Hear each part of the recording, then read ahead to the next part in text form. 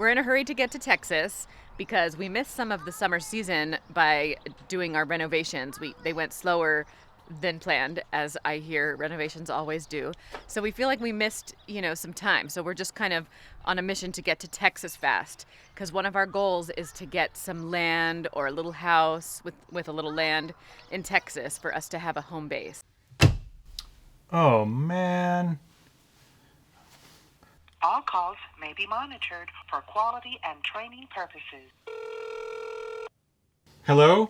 Yes, I'm having a problem with my shirt. No, I'm able to put it on.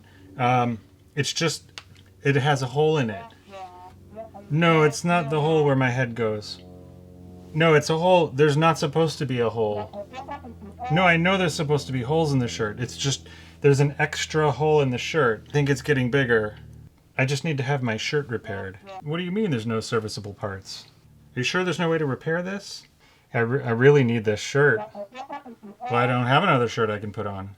No, I didn't sign up for the shirt replacement plan. Well, we have AAA. Does that help? Oh, what am I gonna do? Oh, it's one of our patrons calling. Hello? Oh, hi. Yeah, it just ripped. I've been wearing it every day for 9 months, and yeah, it can't be repaired. I don't know what I'm gonna do. You can? That would be amazing. Are you sure it's no skin off your back?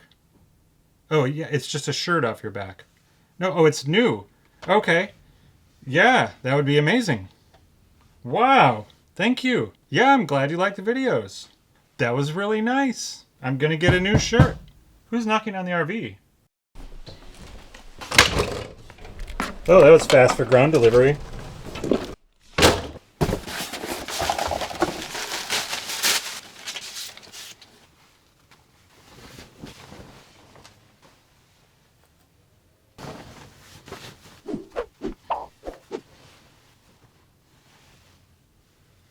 Repaired.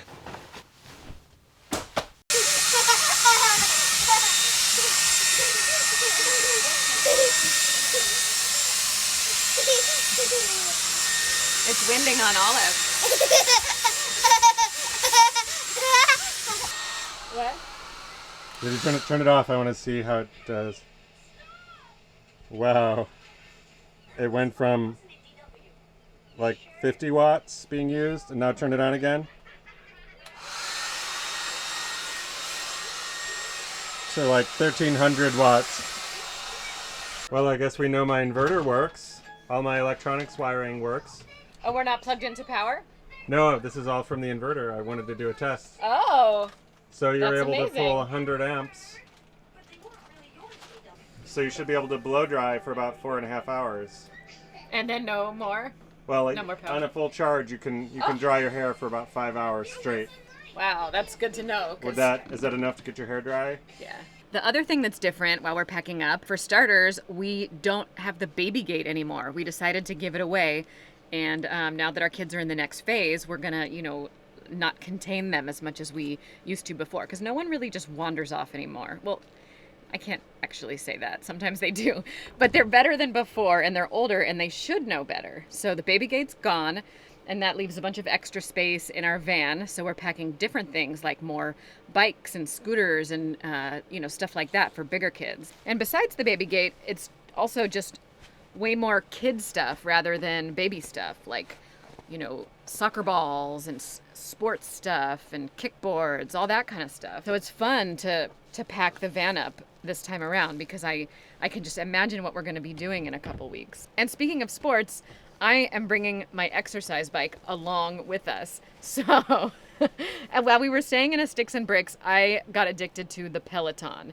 And one of my biggest things holding me back from getting back on the road again was imagining life without my daily spinning. It's become kind of like a ritual. I wake up at 6 a.m. and I just immediately get on the bike and I, get all sweaty before any of the kids even wake up. And it's become such an important part of my daily routine. And I think it's keeping me sane. It's keeping me happy.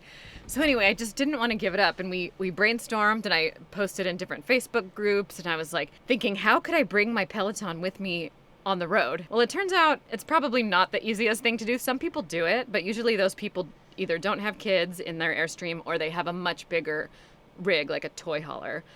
But, you know, we have 3 kids and we're in an Airstream. So no matter how I tried to Tetris it out in my head, I couldn't justify trying to bring my Peloton on the road with us. So I went on Amazon and I did a bunch of research and I found a much lighter bike, and it's also much less expensive. So I can lift it myself, I can get it in and out of the van by myself, and I don't have to worry so much about theft or just like being that weird freak that brought her Peloton camping. So I'm excited about it. I use an iPad instead of the big screen, and I can get headphones that are cordless that nobody else can hear, and I can still wake up at 6 a.m., jump on the bike. Oh, and we got a clam. It's like a big tent, but it's kind of like a room. It's like an extra space to be. So we got a 9-foot clam, and that fits my exercise bike and a yoga mat and a little table, and it can be my she shed on the road. So I'm really excited to get on the road now and have my own room outside in the Airstream where I can work out, have my own time, get up really early in the morning before anyone else is up, before anyone else can, ask me for anything, and just have my wake up routine. I got the smallest size of these little kids bikes on Amazon, and I thought it would be for Olive, but it was actually too big for even Linden, almost.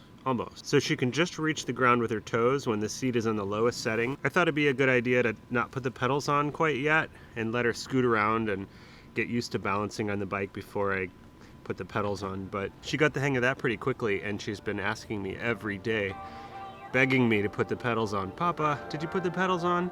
Did you put the pedals on? So today I'm gonna get it done, and we're gonna put the pedals on this bike.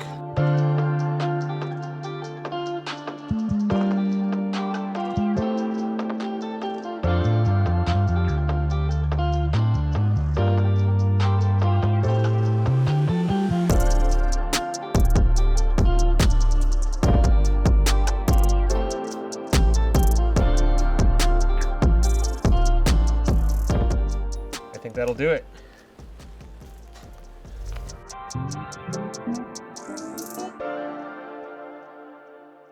So how are we going to fit it?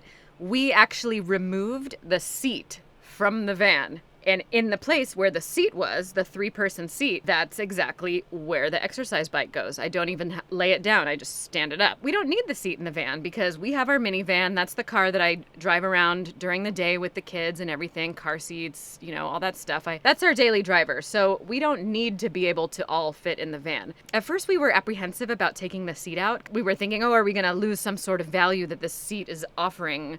But once we got the seat out, we were like, oh, this is so much better. It's so spacious in there. And now it's just a straight up cargo van. Some people have a toy hauler. We have a cargo van. And there's so much more space and so much more, it's just such a better fit for our family. We didn't need the seat at all. And the great thing is that the seat, you could put it back in if you wanted. So if we ever were like, oh, what did we do? We could just put the seat back in. But I don't foresee that happening anytime soon. We did use that seat on one trip, and that was when we went to Mexico last Christmas. We left our minivan in Yuma because we didn't really want to go to Mexico separately. We wanted to all be in one vehicle together while we traveled across a border, an international border. We'd never done that before as a family. So yeah, we did get one really fun trip out of the white van all together as a family, and it was awesome. But honestly, it's not worth it. It's not worth the trade-off for me for the weekdays when it's me and the kids going to museums or parks or whatever. Having a daily driver that's a minivan that's easy to get stuff in and out of, that's really important. I think it's a win-win what we have going right now. We've got a cargo van, we've got a daily driver, and we've got our home that is being pulled by our cargo van. It's kind of like a toy hauler, but backwards.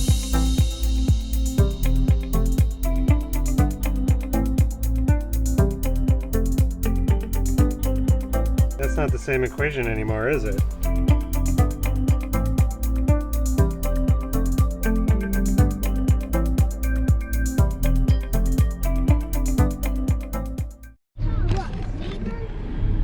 It's been a while since I've used this.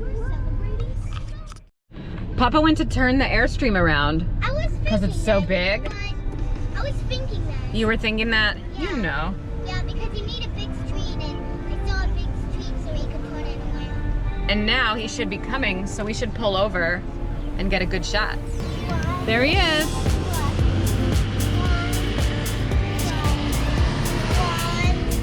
Here we go. One. All right, we'll follow Papa now. One.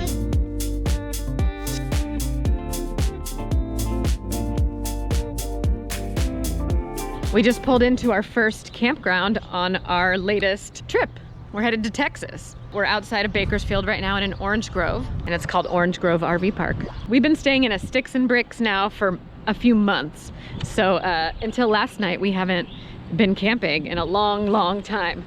Last night, we slept in the Airstream on the property of the sticks and bricks where we've been staying. So we just wanted to get some practice before diving in.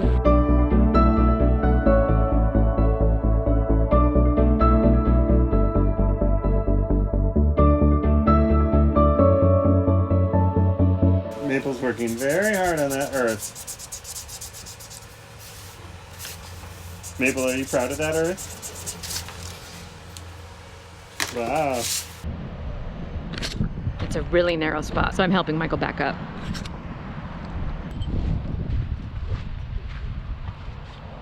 Yeah. Looking good. Yeah, cool. I'm just gonna go back a little more and then go around this way. Okay. So after driving and driving and driving really long hours to get through the desert and get to some cool weather, we finally arrived in Flagstaff, and we're in this beautiful campground called Woody Mountain Campground.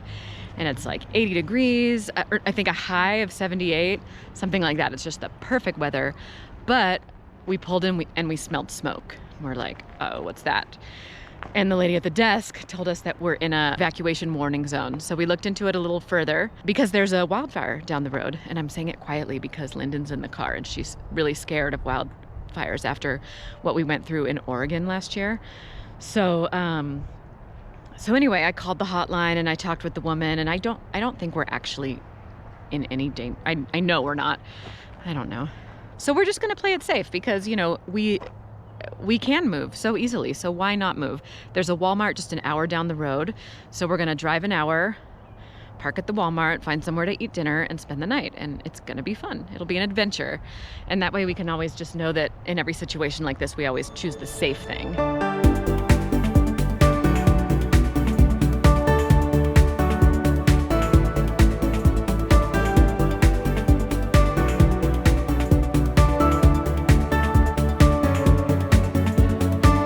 A bummer because we wanted to explore Flagstaff a little bit, but you know, we'll be back to Flagstaff. It's just not the right time. Here we go down the road. Once we leave Flagstaff and head towards Albuquerque, I'm pretty sure there's just like a lot of nothingness. I'm glad that there's a Walmart an hour down the road, and we'll spend the night there and then wake up early and then get through more. I think it's more desert. We'll find out. Once we get to Albuquerque, hopefully we'll stay for a few days and rest, and because everyone's really dirty. We need showers. We need to just chill. Look at this beautiful desert scape we have. I can't believe we got this spot right in the national park. We woke up and we have one of the best views we've ever had. This is so beautiful. I gotta show you. We got the spot all to ourselves.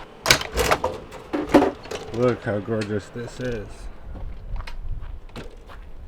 Just miles and miles of beautiful desert. All to ourselves.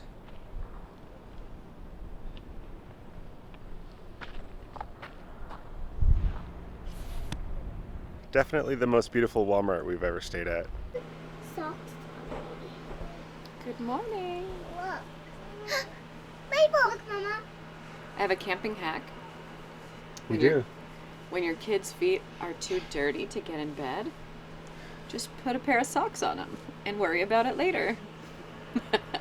Well, yesterday we were in a beautiful campsite in Flagstaff. It was like tall trees, wooded area. It was so nice. And the best thing about it was 20 degrees cooler from where we came from. And we've been going through some pretty hot territory.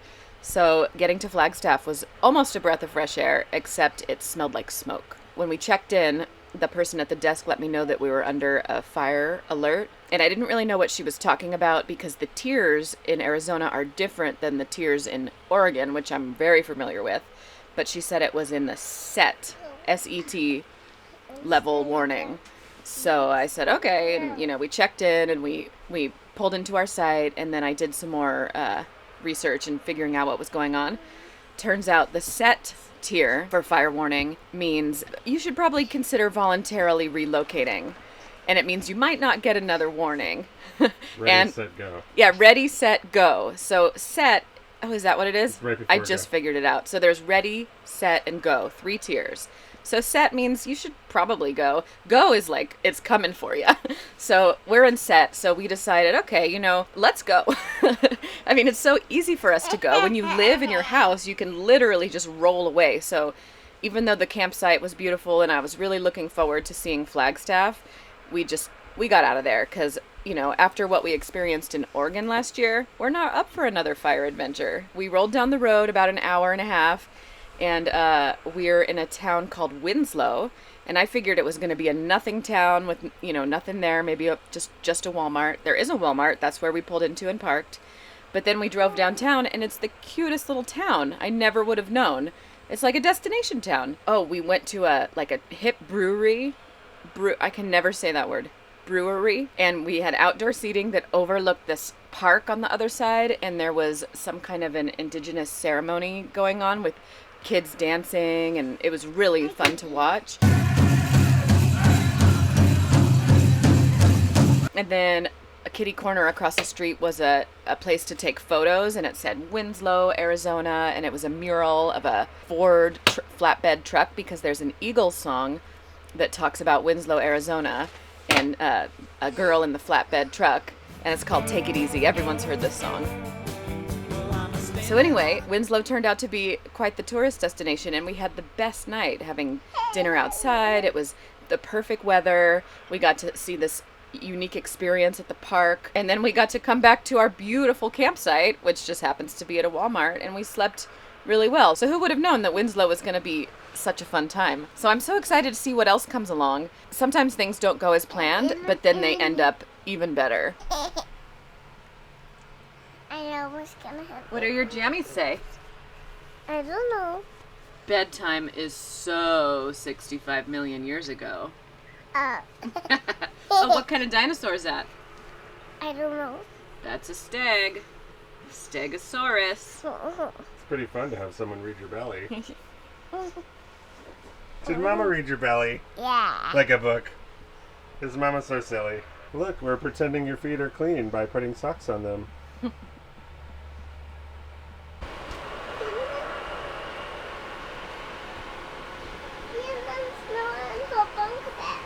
She is. Oh, I can't see her. She's just laying down. She found a red toolbox called Hyper Tough, and it was over. What did you get, Maple? Juice. What kind of tool is that? What I can do. What's your favorite tool? What I can do. Yes. Diabetes. Maple's pretty focused on her tools. She's too busy to talk. Are you tired? No. Olive had a big yawn. What are you doing, Maple? Are you doing a fencing? An invention? Yeah. Yeah, she's Maple Revere engineer. Are you making an invention, Maple? What about these? Safety first. Maple has her safety glasses on. There's more trucks than I've ever seen in my life in one place. We're in eastern New Mexico, and we hit a sudden rainstorm, and it's pouring rain. So we stopped at a rest stop to just let it pass for a little while because it's a little sketchy driving. It's, you know, you can't see that well and it's slippery. So we just want to stop here for a little while and let the rain pass.